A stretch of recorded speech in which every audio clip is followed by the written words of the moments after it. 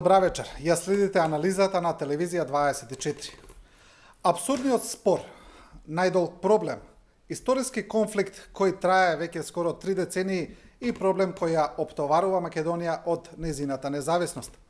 Земјата се наоѓа во уште еден децениски циклус кога постои можност решението за името да се најде намаса, да се реши овој проблем, сега кога интересите на големите сили повторно доаѓаат во преден план во однос на овој проблем и кој е билатерален спор меѓу Македонија и Грција, но кој има и регионални последици. Дали овој пат ќе се најде решение? Што е во прашање? Дали ќе има реперкусии врз идентитетот и кои се главните предизвици во оваа фаза на преговорите? Вечерва ќе разговараме со нашите гости, тоа се Александар Димитров, поранешен министар за надворешни работи, и Љубомир Фрчковски, универзитетски професор, кој исто така во еден период ја водеше македонската дипломатија. Господа, добра вечер. Денеска го видовме министрот за надворешни на Грција Козијас во Охрид, трета средба за 20 дена, доста една интензивна преговарачка рамка. Ви кажа министрот Димитров дека се разговарало за временска рамка за решението. Еден детаљ кој на некој начин открива дека решението ќе има временска рамка, нешто што досега се зборуваше само неофицијално, сега излезе еве и во јавноста. Господине Димитров, за што мислите, што би требало таа временска рамка да направи во однос на решението? Ова временска рамка, што е спомната, ја има и во иницијалниот предлог на медијаторот Нимиц пред два месеци, кога беше прва средба на министрите за надворешни работи во својство и на преговарачи, која заврши со неуспех. И тоа е логичен редослед на она што следуваше и во 93 година. Ако се сеќаваме, не примија под референцата, со цел да биде таа референца само за користење во рамките на Обединетите нации и заради тогашните претерано ладни и игнорантски македонско-грчки односи, дури по година и пол се донесе времената рамка во септември 95-та. Таму е предвидено исто така дека од кога ќе се заврши главниот спор, практично тоа ќе бидат два документа кои, ако се постигне компромис, а да се надеваме дека ќе се постигне, ќе треба медијаторот да реферира едниот е согласно резолуцијата, да напише што е постигнато, да го извести Советот за безбедност, и второто е таа времена спогодба да стане трајна. Ако се сеќавате, тогаш гарантор беше поранешниот државен секретар на Америка Сајрус Венка во својство на специјален представник на генералниот секретар. Така што тоа не е ништо ново, но тоа е знак дека сепак некои работи, барем оние полесните, по-наивните, по-нетешките, како што рекоа сега тешките доаѓаат, се движат. Тоа значи врз основа на онаа нацрт спогодба што шокантно ја најави министерот Кадзијас, сакајќи можеби според мене и да го елиминира малку медијаторот Нимиц во неговото учество, на што ние задоцнато вративме со наша каква таква нацрт спогодба и сега практично тие се три рамноправни спогодби, три рамноправни документи. Така што ова е под Б, иако не е незначено, која ќе ги содржи така наречените елементи на позитивната агенда. Како Македонија и Грција ќе соработуваат од кога ќе се реши главниот проблем, компромисот со името. И тоа е добро. И добро е што напредокот, како што беше соопштено, ја претпоставам дека се однесува само на тој експертски дел на деловите на времената спогодба кои треба да се усогласат и да му се достават на медијаторот Нимиц на натамошна доразработка. Професоре, времената рамка за решението на некој начин и исто така значи дека решението не би се имплементирало веднаш, туку ќе биде во некакви фази. Што би биле фазите? Па она што слушаме е дека главните решенија се прекршени на некој начин. И тие веројатно се околу ова што го објавуваат неколку весници во Грција и кај нас. А тоа е име со географска одредница, веројатно горна, како што треба одвоено, со нормален превод на англиски. Потоа државјанство во логика на такво како што сме имале до 2008 година, тоа е на Република Македонија, во овој случај на Горна Македонија. И јазик, што е важно за нас, македонски со нормален превод на англиски. Тоа се тие позиции кои се, да речеме, идентитетски позиции, врзани, така да ги наречеме, кои се горе-долу јасни, а не верувам дека околу тоа ќе има сериозен спор кај нас, освен таа инерција на коментирање од страна на, условно кажам, националистичката десница, која е све помала и помала и поситна. Мислам дека околу тие прашања ние ќе имаме, скоро ќе се доближиме до консенсус.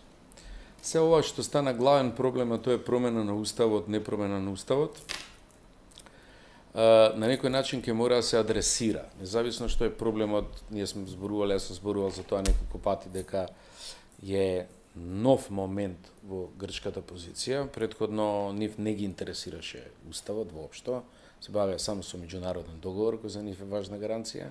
Сега тоа го променија, тоа стана и политичка тема, тоа стана однос на нивната опозиција кон Ципрас, исто така, па Ципрас го повторува во една варијанта.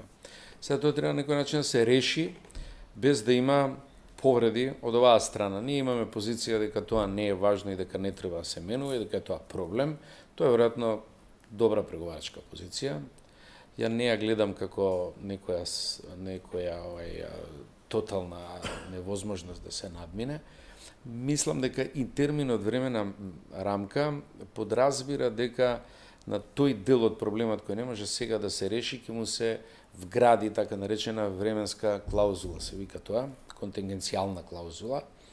Кога некој проблем имаше таков однос во еден од предлозите, 8-миот на Нимец ми се чини, околу називот Република Македонија, па после извесен период тој да се претвори ваков, па после.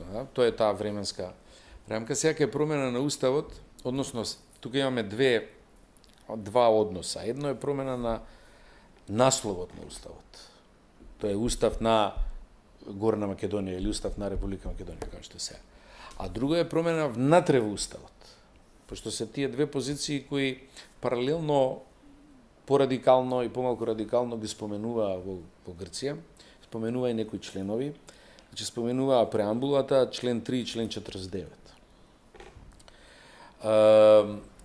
Ја мислам дека тој дел од промените внатре во уставот нема да се отвори. Дека уставот како таков, како текст ќе остане кохерентен и тој, но ќе се адресира насловот на уставот. Чив устав е тоа? Значи, Устав тука би на можело да биде компромисот. едно и второ, тој ќе биде во формулата и двете страни на некој начин ќе се најдат во решение. Тој нема да се менува веднаш, веројатно, туку при влезот на Република Македонија во Европската унија, тоа е 2025-та, можда нешто малку порано ако успееме све да совладаме. Тогаш и така ќе се отвара уставот за член 118, тоа е важењето на европските договори, директното законодавство нивно. Тоа не може да биде да остане само со ратификување, како што тоа сите устави се менуваат кога влегуваат членките во Европската унија, и тогаш ќе искористи моментот да се адресира насловот, односно веројатно тоа ќе биде компромис кој е поднослив и за двете страни. Од една страна, едната се задоволува, уставот не се менува сега, или за 7 години, или колку веќе до влезот на Европската унија, а другата од друга страна има за својата публика, каже дека тој сепак ќе се промени во насловот после извесен период. На тој начин ќе може да се излезе евентуално од тоа решение. Исто така нешто што не гледам дека е посебна драма за нас. Важни се оние прашања, да не забораваме, кои стално сме ги наведувале, дека за нас идентитетски прашања станаа побитни од нас, од името на државата, кој е второ, па другиве се регулно се трети или четврти. Воглавном во овие решенја кои се надзираат, ние сме ги тие позиции сме ги задоволили реално. Сега нормално дека целиот ви споменавте абсурдност на спорот да се расправа за име на друга држава, Тоа е такво, меѓутоа и апсурдните спорови се спорови, морате да ги решавате. Во меѓународните односи апсурдни, неапсурдни, луѓето водат војни, граѓански војни кои се супер апсурдни, па ги водат.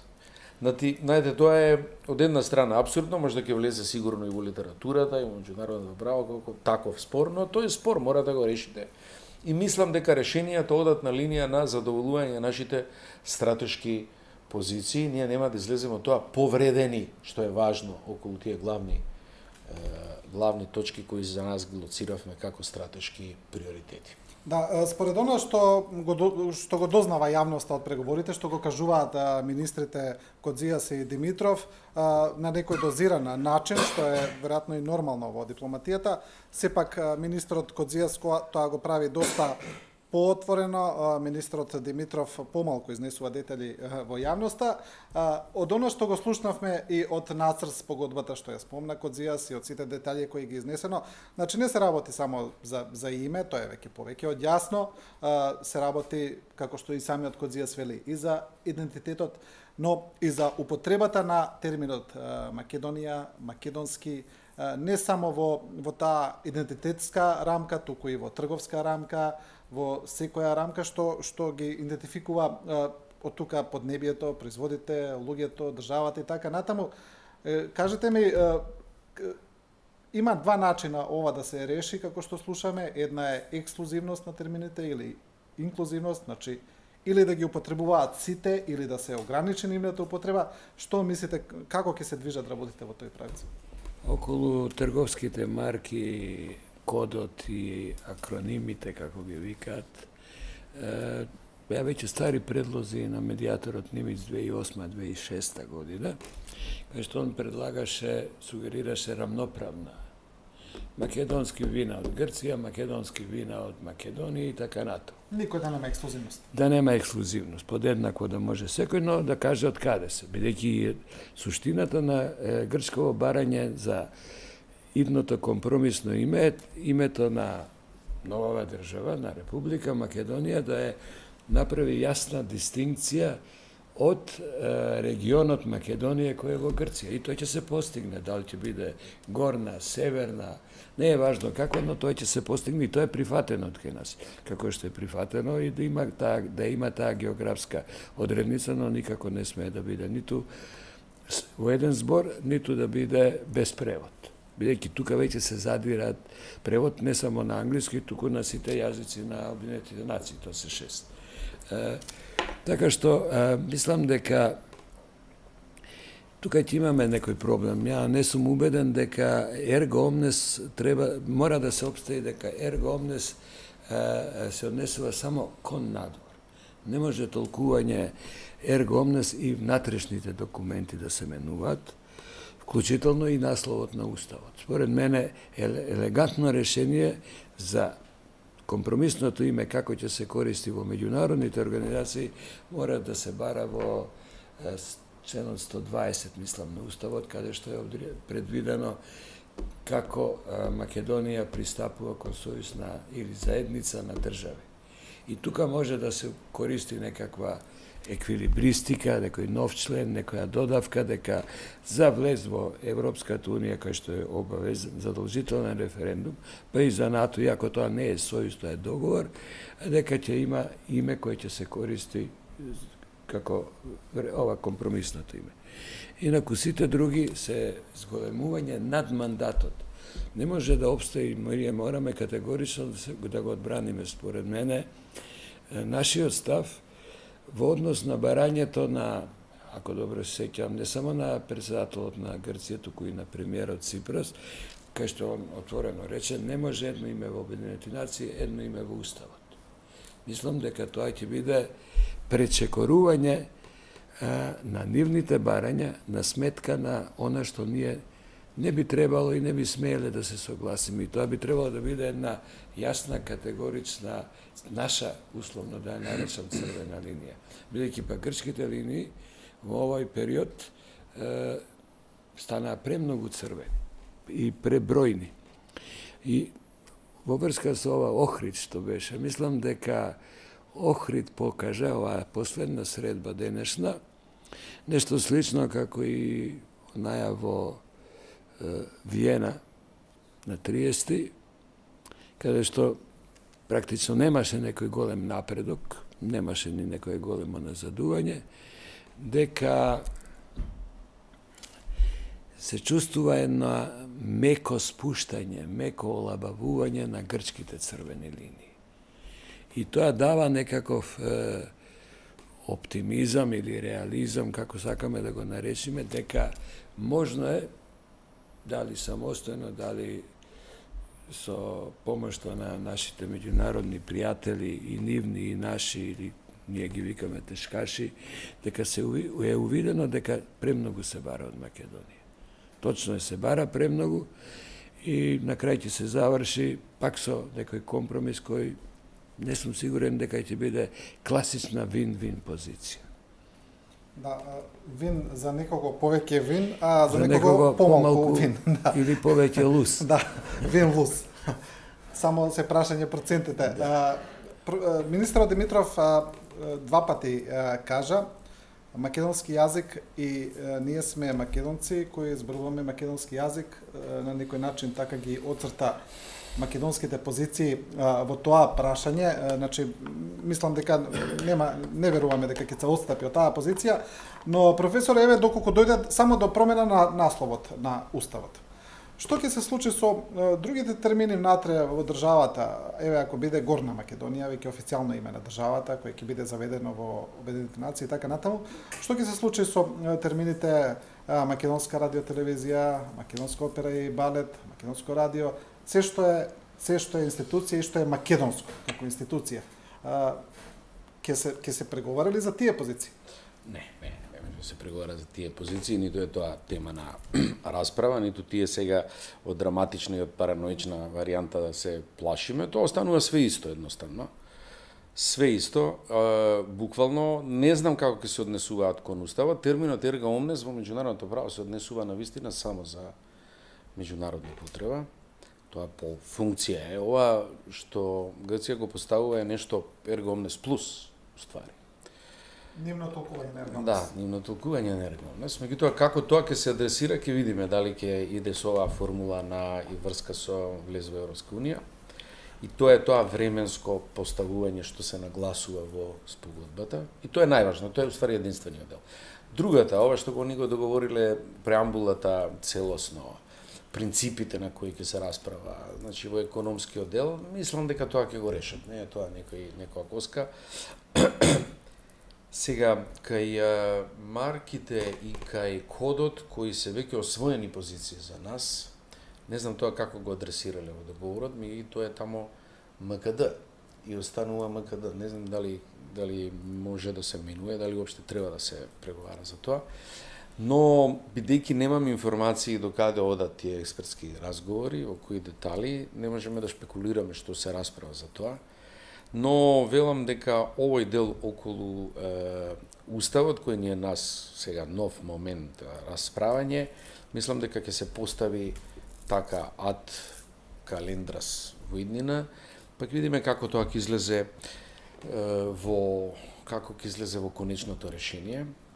Второ, мислам дека на тоа нема да се оди на референдум, што е моје чувство на работите. Мислам дека ако ние влеземе во една постапка во јуни во НАТО со договор за Европска унија, целата атмосфера ќе биде битно различна за нас. Ќе повлечеме и една акумулација на средства во целата таа приказна, тоа ќе биде као голема вода која ќе го испере задниот двор. И тоа е она што се чека реално кај нас. Внатрешната политика ќе биде гледана од тој аспект. Но ќе успее ли премиерот Заев тоа да го избоксува, бидејќи неколку пати јасно посочи дека референдум ќе има?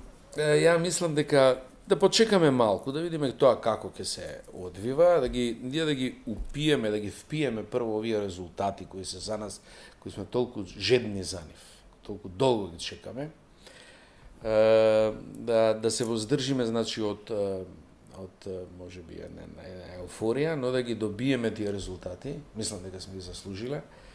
И потоа ќе видиме како тоа ќе го, мислам дека тоа ќе биде такво мнозинство позади тие идеи, што можеби може се да се направи. Можеби може се да се направи, ќе имаат мнозинство за се да направат, но Не знам дали треба тоа прашање се става на референдумот, која е таква една атмосфера ќе биде во која мислам дека ќе биде ако не победничка, онда баш онака олеснителна, решавачка атмосфера.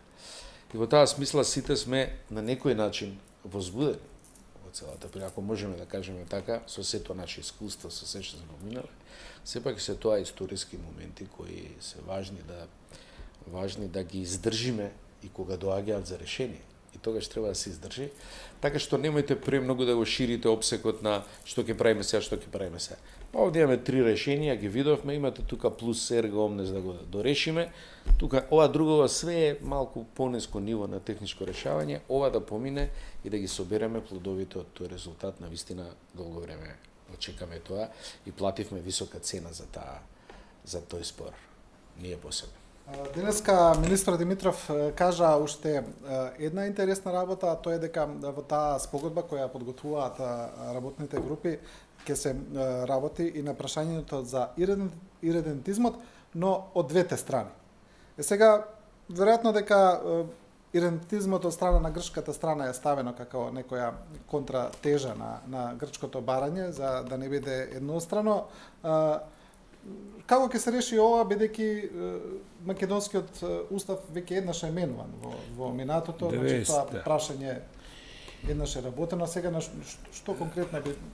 Прашањето на иридентизмот има практично две димензии. Едната ние ја решивме со отстранувањето на овие глупости што ги имавме со Александар Велики, аеродром, кај да е, треба да го валјда ќе го средат и споменикот на воинот кој се вика Александар.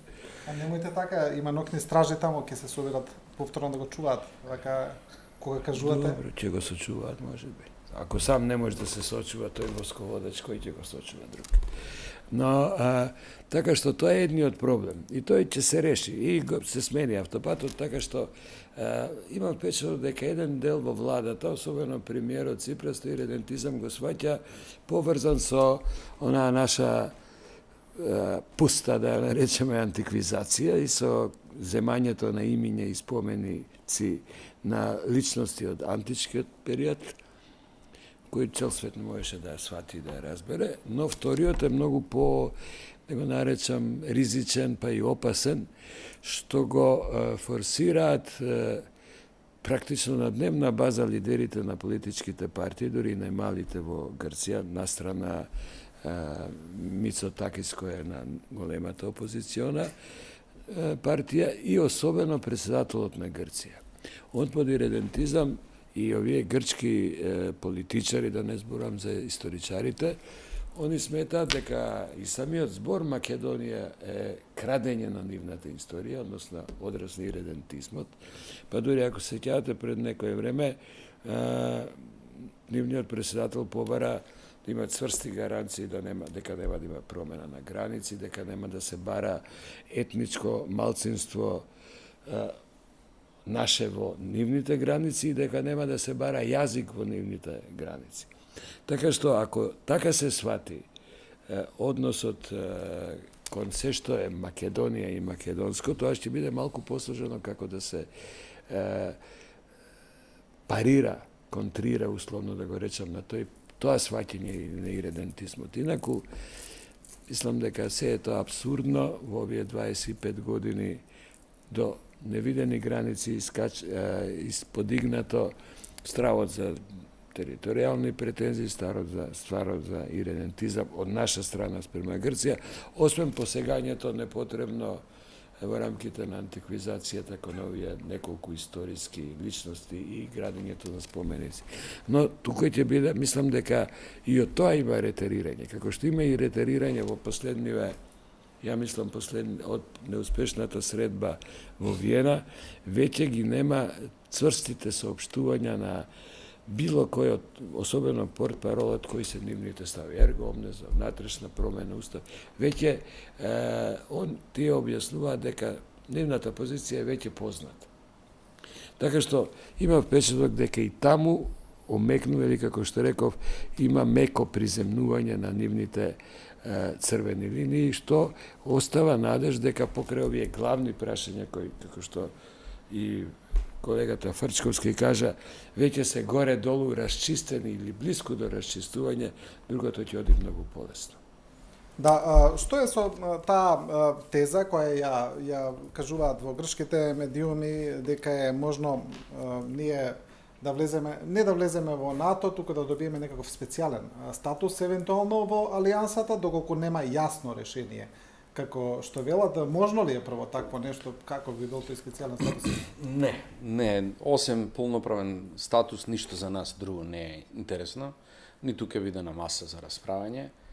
Ние одамна го имаме својот дел од домашната задача према НАТО направено, што е за вистина, и тука имаме платено цена една со кршење на спогодбата, значи која е меѓународен договор, интерен кодот во член 11, кој го докажавме нели на суд и така натака.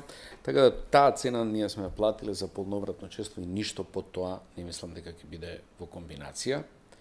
Но ова со идентизмот е интересна теза и треба малку да ја изанализираме. Добро, коментарите на председателот на Грција и опозиционите партии на некој начин се веќе реторички и во празен простор кажани, бидејќи веќе решението се знае дека е Македонија и тоа вака како што со посебно, со превоз, со све како што треба. Тоа е едно. Од друга страна, погледнете ги испитувањата на јавно мислење во Грција. И кај нас и во Грција. Практично преку 56% кај нив сметаат дека сега е моментот да се реши ова, значи они го имаат во фокус ова прашање ставено. Тоа зборува дека Ципрас, независно поради нападите што ги има, веќе тука има една цена која не сега да плати, ќе треба да го избутка, има шанси да го избутка од своја страна.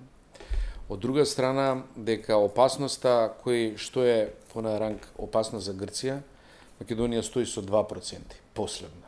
Значи немате основа за иредентизмот, виси во воздух коментарот за иредентизам. Кога јавноста перцепира дека кај нас опасност од северниот сосед 2%, за разлика од Турција која е 76%, например, односите на кого загрозува. Па Албанија е далеку пред нас, па Бугарија е далеку пред нас. Значи Македонија е практично најмала по перцепција на јавноста, која знае да биде најнационалистичка, која протестираше сега повторно со Унијатина, е 2%. Знаете, гледате, комплетно абстрактна е малку, по инерција одат протестите. Да, така што во анкетите има и таму дека 70 и нешто проценти се против решение во кое би било името Македонија. Не, тоа се старите анкети. Тие паѓаат веднаш после 20 дена на 51% и сега се под тоа. Сега мислат дека решението ќе биде негде во корист на Македонија, они сметаат на нас, како го перцепираат тоа, како може, од наш аспект тоа е абстрактно, ова е абсурдно. Бидејќи вие расправате за наше име, а мислите дека ќе биде во наша корист решението. Тоа не е возможно. Ние секако нешто губиме од името на Република Македонија, сега ќе мора да го менјаме. Какво и да е тоа, сепак е промена. Значи, секако сме ние тие што нешто губиме. Грците перцепираат дека 54% ќе биде на наша страна. Имате аспект таков. Кај нас исто така негде пола на пола тоа поделено, дека ќе биде нешто малку повеќе, дека ние во целата приказна сме губитници, што е можеби пореално од наша страна. Ние стварно се бавиме со тој спор без везе. Но зборувам дека овие коментари околу иредентизмот висат во воздух, немаат веќе поддршка од политичкото јавно социјално милје, што значи дека се повеќе една реторика која натрешно грчка упатена кон владата и тие нивни меѓусебни баланси. Инаку мене никогаш не ми се допаѓала темата за грижата. Знаете, кога ќе речете се грижите за некого, тоа во балканските земји го прават преку полициите, тајните полиции за своите малцинства надвор. И тоа го прави Грција во Албанија, тоа го прави Србија во Косово. Значи, тој тип на грижа, кој ќе кажете се грижиме, тај за диаспората далеко е, не можете да го правите. Али малцинствата, у принципу, балканска варијанта, грижата не се однесува на стандардите, на европските стандарди, туку се грижите као за ваши луѓе кои се истурени тамо и тие треба кој да роварат тамо или да бидат вас поверни од на локалната држава. И во таа смисла, до објаснувањето кое беше уште 91 дадено, во таа насока беше дека тоа не подразбира никаква грижа од тој тип мешање во внатрешните работи. и тоа беше нешто што го направивме. Веројатно нешто такво ќе се повтори во овој договор.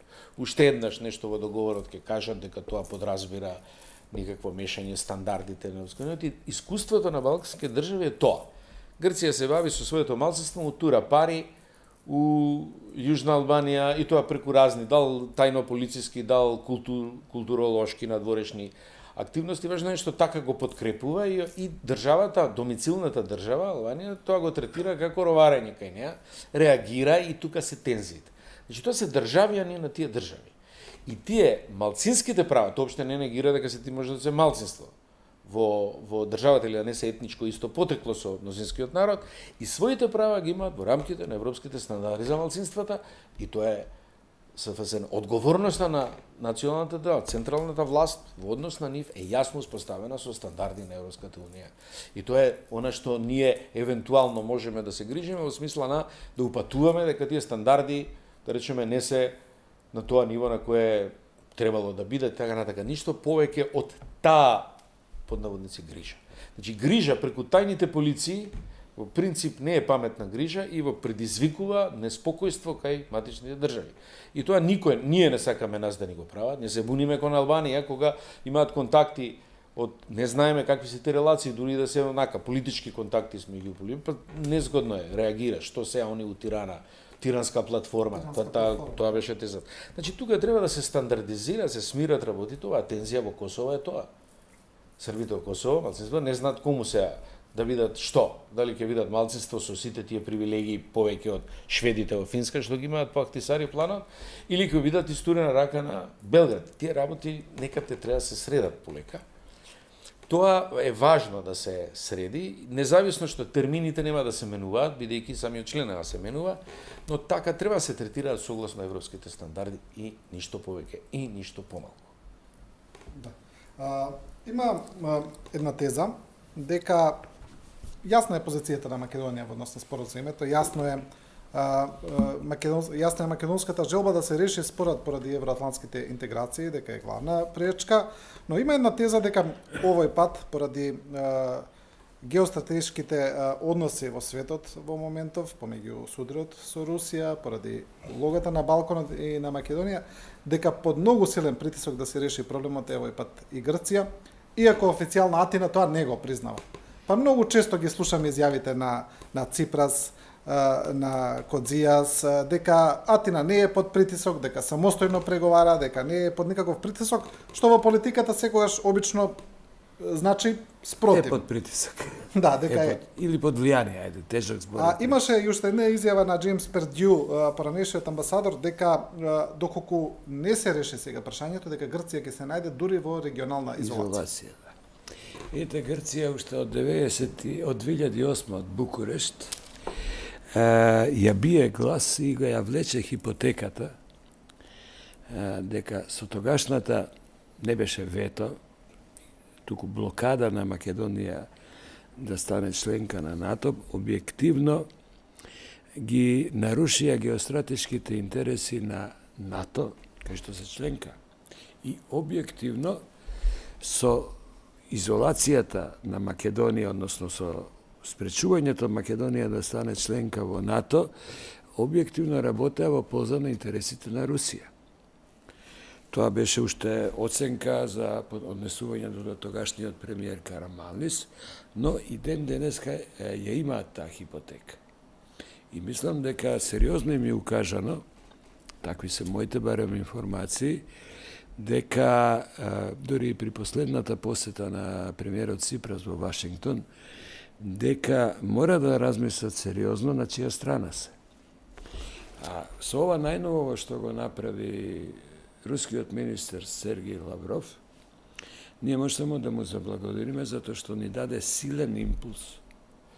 Прво ги освести малку членките на НАТО во Брисел централата и нам силно не поттикна, не подбутна практично да размислуваат за што побргу да станеме членка на НАТО. Инаку, во оваа лимбо ситуација, кај што енормно е мешањето на Кремљ, не само во Македонија, видите што се случува со партии си прават тука, туку и во Србија, во Босна и Херцеговина, особено Република Српска.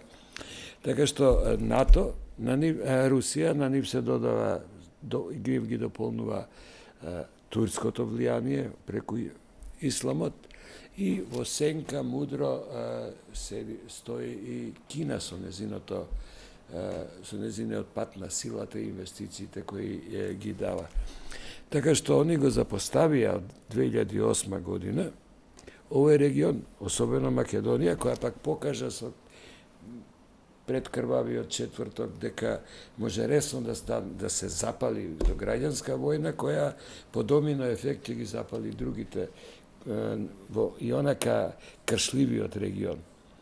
И ако тоа не ги освести НАТО да помогнат, условно да речам, да бидат малку по-беневолентни спрема Македонија и да се обидат да влијаат на членките на НАТО, особено на позначајните, но и пред се врз Грција, дека нема да смее непрестано да ја блокира Македонија за членство во НАТО.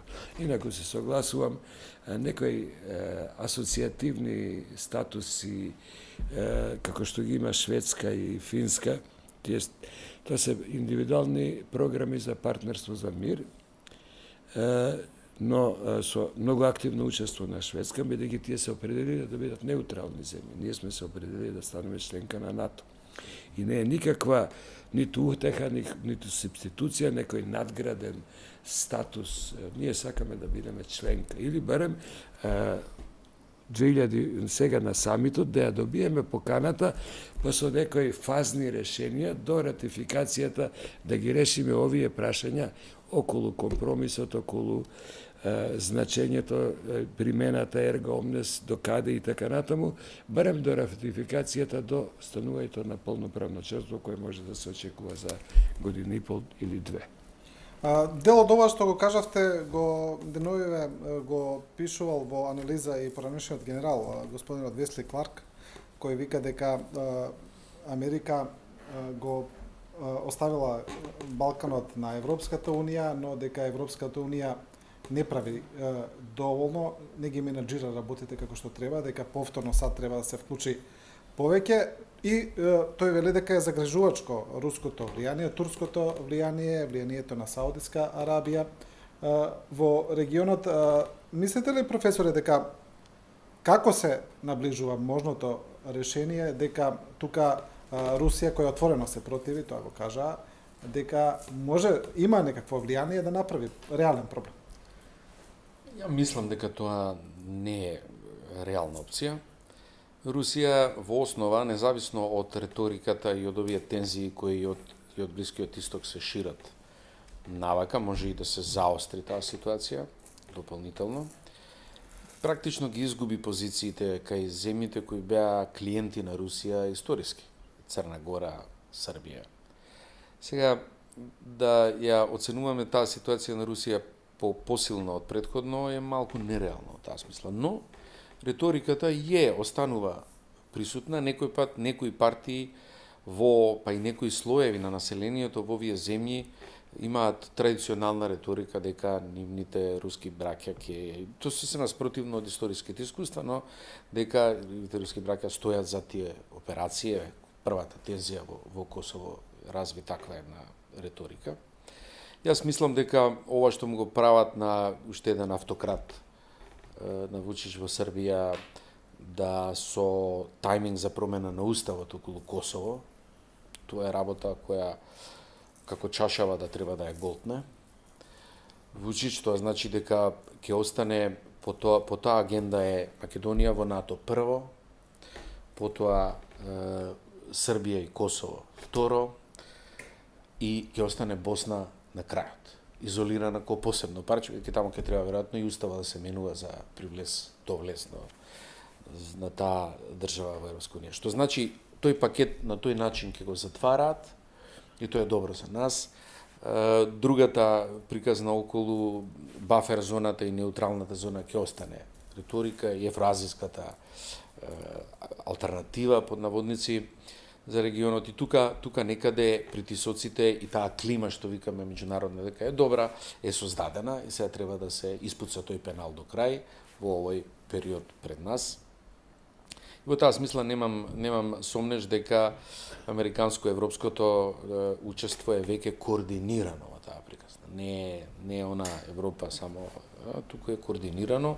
Не даде промена на таа политика како што се плашевме владењето на Трамп, продолжи некаков континуитет за среќа, бидејќи тука може да се случуваат разни дисконтинуитети внатре во Стејт департментот околу оваа администрација и околу мандатот на Тилерсон, исто така голем дел од дипломати сметаа дека е тоа еден удар на нивната професионална дипломатија, но тоа се големи држави, издржуваат, имаат континуитет на интереси и тој не падна, туку се засили во овој регион, што е многу важно, што е добро дојдено.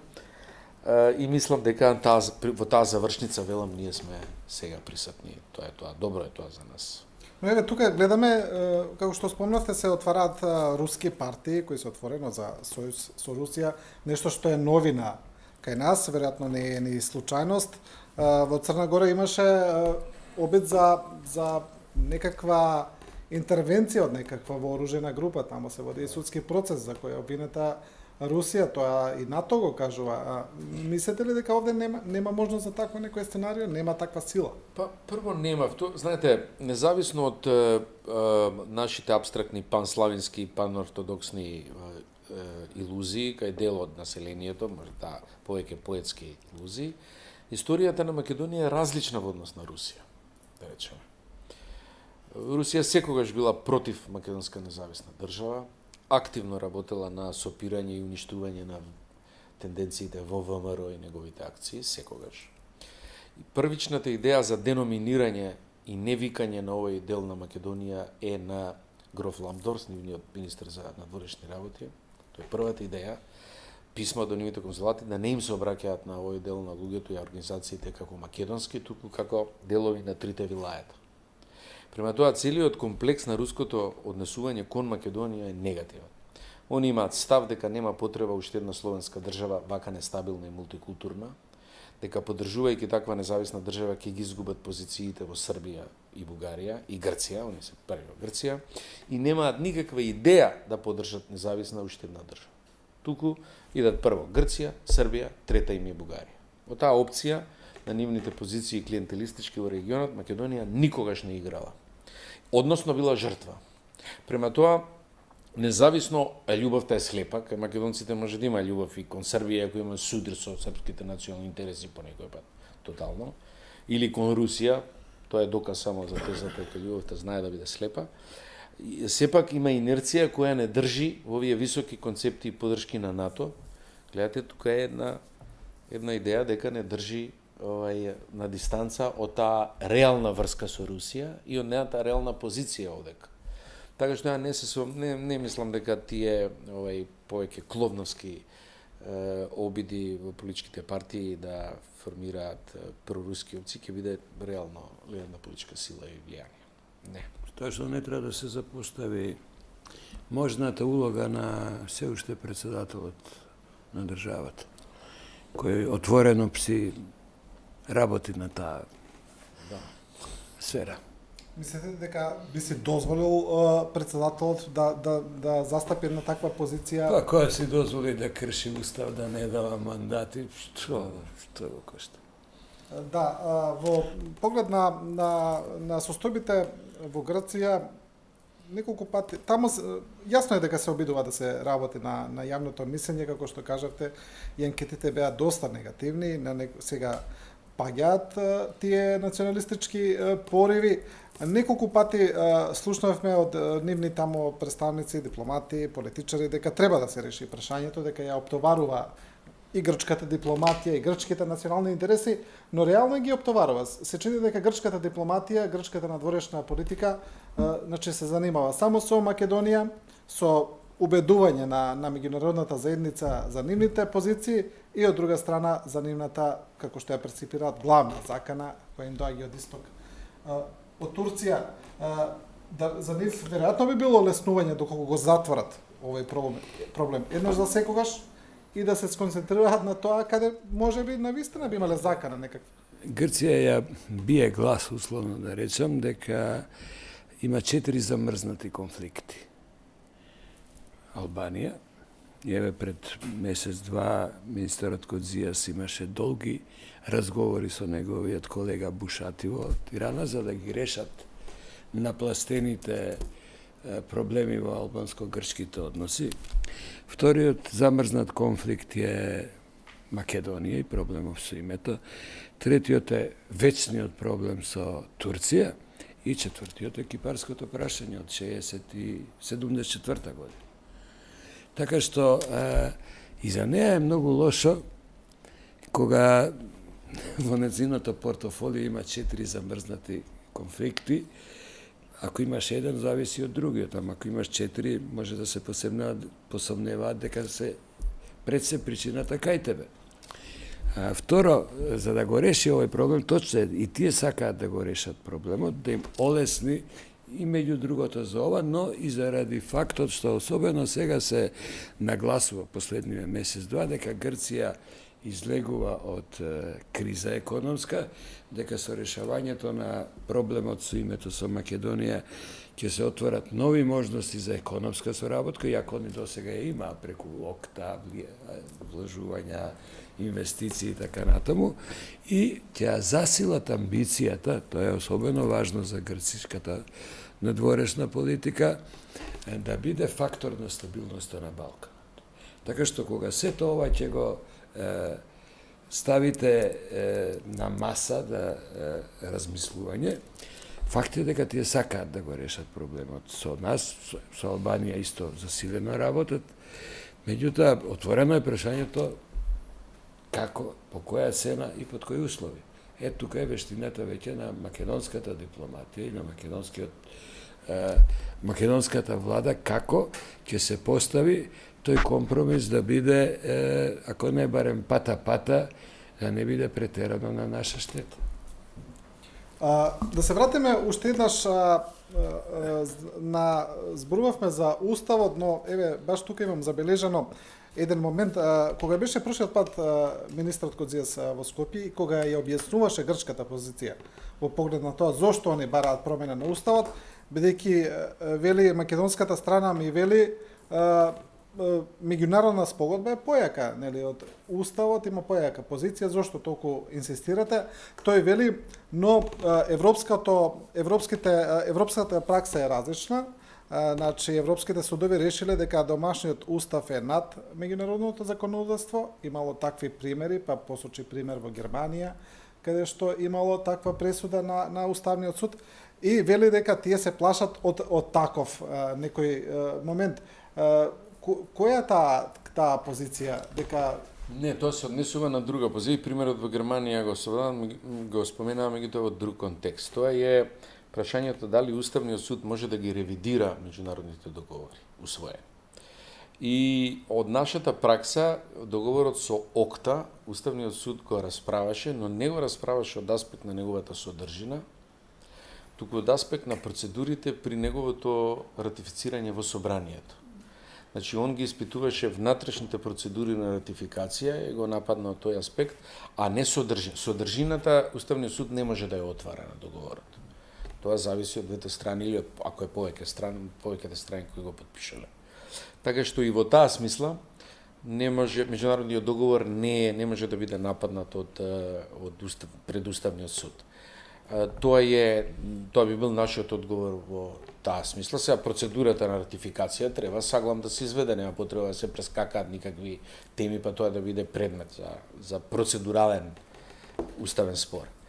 Тоа е едно, меѓутоа тоа е повеќе оправдување малку на Грција. Они околу уставот се обидуваат да добијат максимум од Ерга Омнес, затоа велам тоа е Ерга Омнес плюс, и ќе видиме како тоа до крај ќе се вози. Меѓутоа нема реално тежина ваквите уставни или правни проблематизирања, не се реален коментар. Инаку за Грција е сепак ова најлесен проблем од тие што ги има. најлесен проблем е со нас. И многу карти има сега на масата, би било губиток за двете страни, за нивната влада ова да не се искористи. И тоа е исто така одговор, заборавив да го споменам, го видовте во анкетата, дека би било голем губиток ако се испушти оваа ситуација. 64 скоро проценти од грците сметаат дека тоа би било голем губиток ако не се искористи сега оваа ситуација. Значи тоа е тоа перцепирање дека тоа е налесен спор и треба да се симне. И го гледаат тоа отварање према Балканот како земја која излегува од криза е фактор на, тоа е точно, како момент битен за нив. И трет елемент, они имаат тензија на Кипар повторен, имаат инцидент еден озбилен пред некоја недела. Еден од турските бродови не дозволи еден италијански брод да врши ископувања или бушење за нафта, нешто што е по договор направено со грчкиот Кипар, и тука настане една тензија. Се гледа дека Турција сака агресивно по неколку точки да настапува, не само да се губи на ирачко-сирискиот фронт, него да учествува и овде, да покаже дека е регионална сила, им прави околу границите и островите повторно постојани тензии, и они се под еден притисок конкретен од Турција, конкретен со инциденти, што повторно го прави моментот на решавање, излез од тоа, конципирање, средување на еден спор погоден за решавање на спорот. Би било логично да сакаат да го затворат барем ова, како што велите, ако е полесно. Да, во таа смисла, пошто имаат конкретни инциденти. Да. Добро, господине Димитров, доколку Македонија сега успее да го затвори ова прашање, што речиси, мислам дека на никого од нас не ни се верува, дека некако се мислиме дека на крај секе се изјави, секе си остане како што беше, значи поучени од искуството, доколку по некое чудо се направи некаков договор. Што ќе значи тоа за македонските политичари? Ќе можат ли тоа да го тргнат веќе тоа алиби, дека тоа не тежи, дека тоа не е пречка? Ќе може ли да се направи некаков сериозен исчекор напред? Мислам дека тој што ќе го направи оваа влада, мислам дека ќе треба да се вклучи опозицијата при евентуалната ратификација на тој меѓународен договор или на трајната спогодба, ќе биде во полза на сите. Се разбира, одговорноста, но и заслугата ја има оној што е на власт.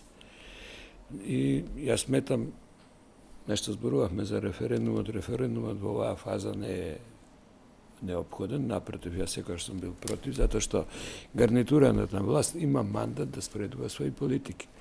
И нема што да бара подкритие или зад скритие или поддршка од народот, да го втурнува народот кој онака му е веќе преку глава. Доколку после решавањето на проблемот дојде покана за членство, а тоа ќе значи она што се вели членството во НАТО на секоја земја е така наречениот имотен лиц или тапијата, доколку ги почнеме преговорите за пристапување кон Европската унија, кои ќе траат 8-9 години, кој знае колку, но ќе не адаптира, ќе не прилагодува како општество за ние да се менуваме, се разбира доколку тоа биде последено со еден значаен дел на инвестиции. Да се подсетиме за година и нешто Албанија, од кога во 2008 доби поканата, додека стана членка, преку $1 милиарди имаше инвестиции. Си има на своји погодности, географски, работни, така натаму, но да се надеваме дека и тие инвестиции ќе дојдат и кај нас, затоа што странецот, кога сака голема инвестиција, не овие што доаѓаат, што ние ги плаќаме или ги плаќаше претходната влада за наши пари да глумат инвестиции, но оној што сака да дојде со крупна инвестиција, со крупен капитал, прво што прашува дали се вие членка на НАТО, затоа што му е тоа гаранција за стабилноста на државата. Ниту една земја членка на НАТО не се распаднала. Тоа е факт и тоа е огромниот, најголемиот придонес, мислам, најголемото значење на Македонија, противно секакви процеси се можни во Македонија. До имплозии, до евентуални федерализации и така натаму, но за тоа да го оставим. Ние добиваме многу повеќе од колку што ќе изгубиме. Работата е да не изгубиме многу. Или да биде тој компромис, ајде малку да се пошегуваме на крајот, по онаа стара комична шеговита дефиниција дека компромис е поделба на една торта на два дела и да ја убедиш секоја страна дека нејзиниот дел е поголемиот. Така да се надеваме дека и ние така, па ќе видиме дали ќе биде поголемиот. Да, господа, не истече времето, ви благодарам за учеството во оваа емисија, а вас, почитувани гледачи, ви благодариме на довербата и вниманието, и еве една најава за